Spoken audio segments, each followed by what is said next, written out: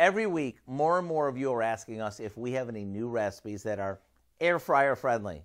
So today, I want to share a recipe that tastes amazing and that can be made in just minutes in an air fryer. It's called chicken Milanese, and if you're ready, I'd love to show you how to make it. The first thing you want to do is cut a chicken breast in half, like this. Then gently flatten each piece with a meat mallet. The key to chicken Milanese is that the chicken is really thin. Now we dip each piece in some seasoned flour. This will help the breading stick. And from there, we dip it in some beaten egg, mixed with a bit of water, before dredging them in panko breadcrumbs. At this point, we cook these off in our air fryer, which will make them nice and crispy. Or if you haven't gotten an air fryer yet, you can always use your oven.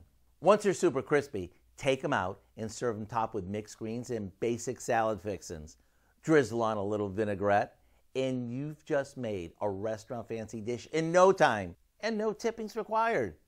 To get the recipe for our Weeknight Chicken Milanese, which is from our air fryer cookbook, simply visit our website. I'm Howard in the Mr. Food Test Kitchen, where today we found an air fryer friendly way for you to say, ooh, it's so good.